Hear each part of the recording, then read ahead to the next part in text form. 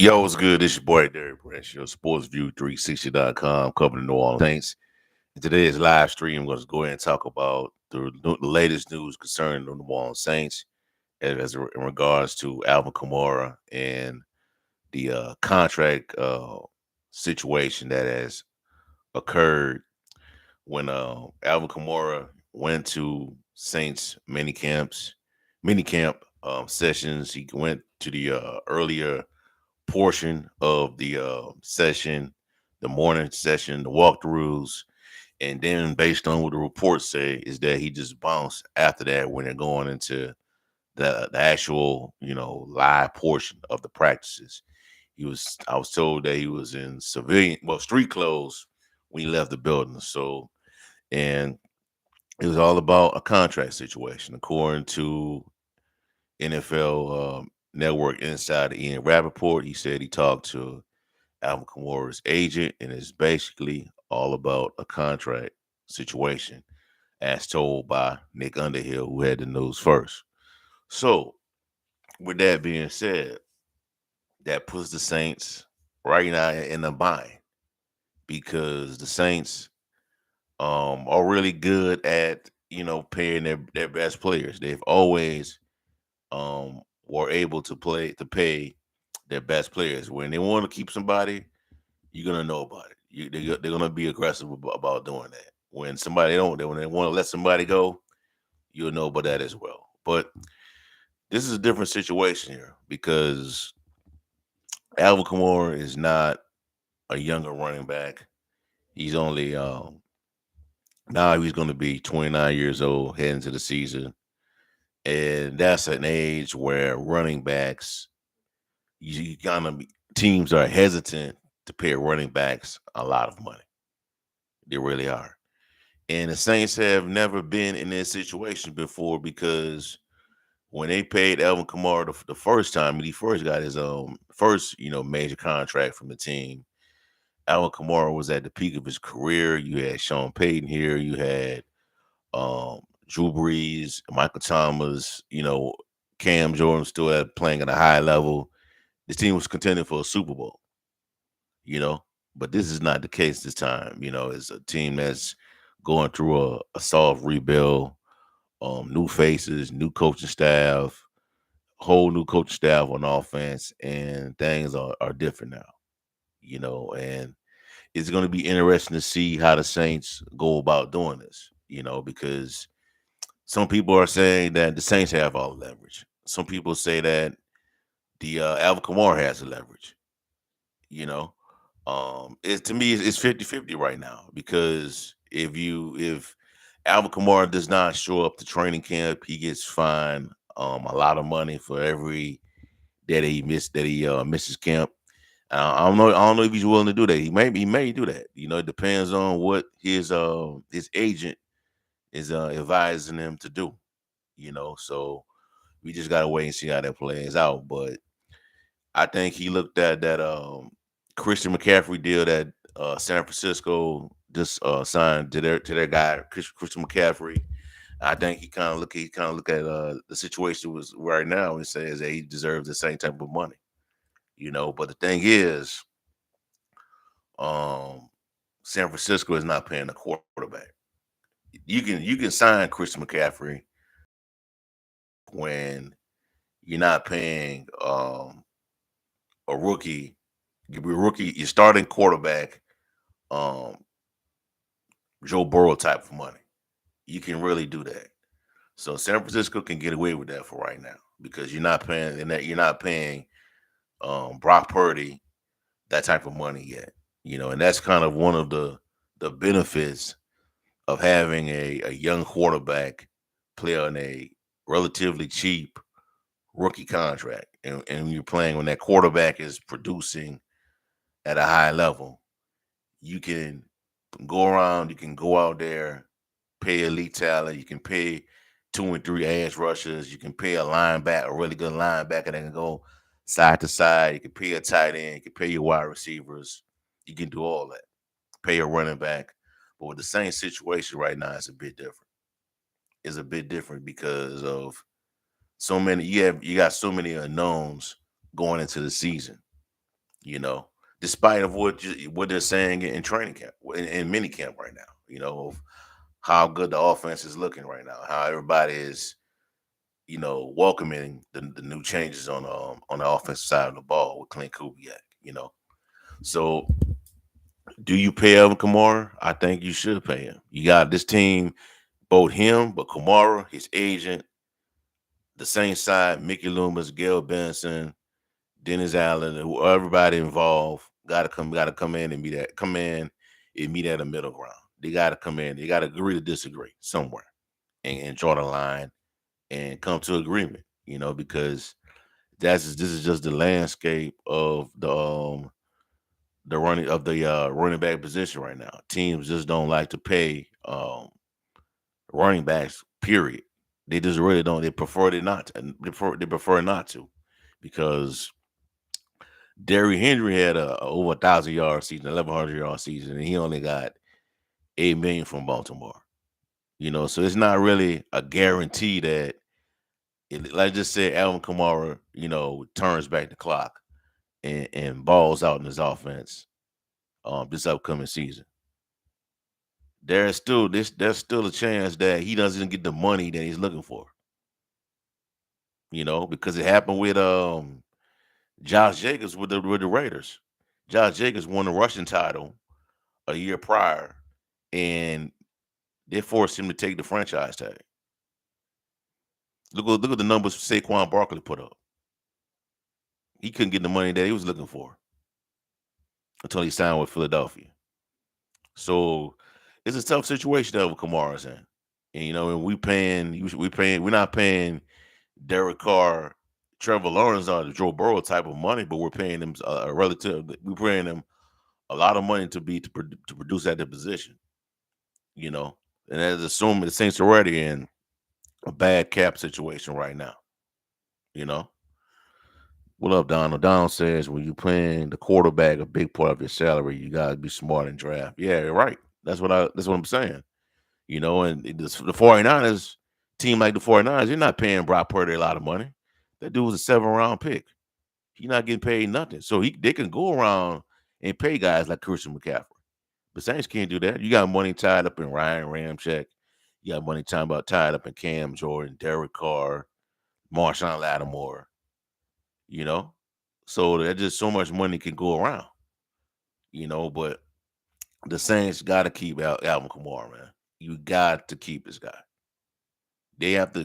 Both sides have to agree to disagree, like I previously said. Come in at a middle ground, agree at the middle ground, and come up with a deal that's suitable for both sides, man. A deal that where we keep Alvin Kamara in the walls, man. Because I think if you get this deal done, this last contract done with Kamara, I don't think he's going to go nowhere else. I think he's going to retire and Saint. That's what I think is going to happen. You can't trade him right now anyway because of the cap hit, and nobody's going to take a 29-year-old running back through trade. Now if they release Kamara and take the hit, that's different. But nobody's going to trade for him, man. They just won't do that, man. They're not going to give up assets for a 29-year-old running back, regardless of who it is. Derrick Henry, Alvin Kamara, Christian McCaffrey. They're just not doing that right now, man. When San Francisco traded for McCaffrey, they got a bargain. They got a steal. So I think they need to go ahead and get this done. Alvin Kamara deserves to be a part of this offense. Alvin Kamara deserves to show people what he's all about in this new system. Because based on what I've read, what I've heard, this type of offense is suited for Alvin Kamara. It's suited for him. And if he's not part of the fold of this new landscape, I just think the Saints is gonna hurt the Saints' chances of getting to the playoffs. Because can you count on Jamal Williams after what we saw last week? After we saw not last week, after what we saw last season, Kendrick Miller provide a small sample size of what he is, but we don't know if he can stay healthy for an entire year. And I'm expecting big things out of Kendrick Miller. You know, So they have to find a way to get this done. They absolutely have to have Alvin Kamara on this football team. They really do. You know what I'm saying? So there's a lot that can happen between now and the start of training camp. And now and they probably gonna brush it off and all that. But this is probably why Alvin didn't go to you know voluntary OTAs. This probably was it, regardless of how he talks about it. This is probably why he didn't go to the OTAs contract situation. You know what I'm saying? So they have to come in the middle ground, man. And I'm hearing about this guy. Some people are bringing up this guy from the UFL by name of Anthony McFarland, who was supposed to be a really good running back in the UFL. That maybe the Saints should go ahead and, if Alvin Kamara doesn't show up to training camp, they should cut ties and sign Anthony McFarland from the UFL. The thing is,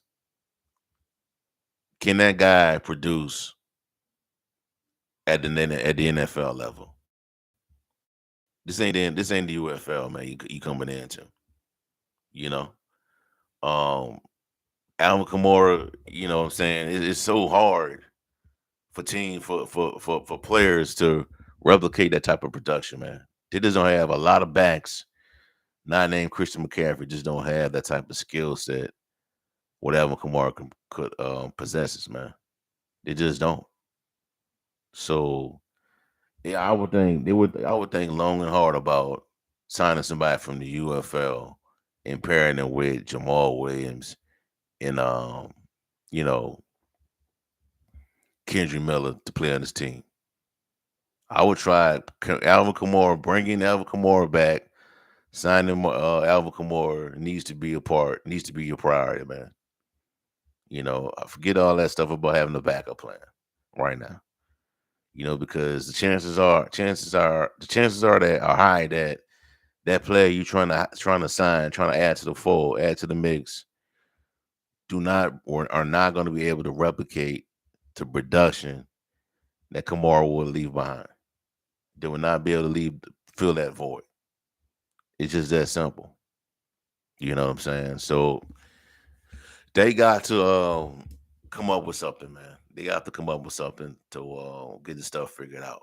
But his contract, Alvin Kamara's contract after this upcoming season in 2025 is not guaranteed. There's no more guaranteed money left on that deal. He'll be due like a $25 million payment, but that's pretty much a dummy year type of deal. Voidable. So I see why Alvin Kamara doing what he did, man. I'm seeing why he did what he did for holding out. What is your take on the defensive line and offensive line? Man, is to me is a work in progress, man. I'm expecting some big things out of Peyton Turner, Isaiah Foskey, Cam Jordan, Chase Young. The key to that unit, Brian Brzee, the key to that unit was going to be staying healthy. If those guys can stay healthy for at least 80 to 90% of the season, I think they could be really good. They could be a really good unit. It's just that simple, man. I mean, if Cam Jordan could come in and give you 6 to 7 sacks, combine that with what Chase Young does, what Carl Granderson does, I think the defense could be really good. It probably could be another top 10 defense if they can do that. Secondary, I think that's the most deep position on the team. I think that's the most deep position on the team, man. And um, you know, guys like Kool-Aid McKinstry, hopefully can get up to speed. Um, Lattimore's back into the mix. Hopefully he stays. I'm still not buying what they said about him being on the team going into the season. They could still trade him. They're just waiting for to get that offer on the phone by Mickey Loomis. Uh, Paulson Debo goes to a contract year. Expecting big things from him, especially going into a year where he can get paid a lot of money. So I'm excited about the secondary, man. I like the backup QB spots as well, man. Um, you know, guys still got work to do, man. They still got to learn the offense, bro. You know what I'm saying? So they got to come up with something, man. This is a unusual spot for the Saints to be in, man. They never had to pay in this landscape of the NFL. The way things are set up now, they never had to pay a quarterback, a running back at this age. He never had to. You know, there's just they let Mark Ingram go to Baltimore. He was still at the prime years of his career when he did that, when he made that move. But Alvin Kamara, they went ahead and paid him when he was in the prime years of his career. Now, I still think Alvin Kamara could be that type of player. You know, I still think he could be that type of game changer for this team. Donna wants to know, yeah, you can never have enough weapons on offense. Yeah, I agree. You know, and if you don't have Alvin Kamara on this team, man, I just think it hurts you unless Kendrick Miller comes in and produces, you know. But my biggest concern with him is staying healthy. So what's going to happen with the tight ends? I don't know yet, man. I think they're gonna go. They already signed somebody from the UFL. Can't think of the player's name right now. They signed him from the USL, a player from the UFL who's supposed to be really good. They got Darlin Hooker, the tight end out of Colorado State. They got expect high big things out of.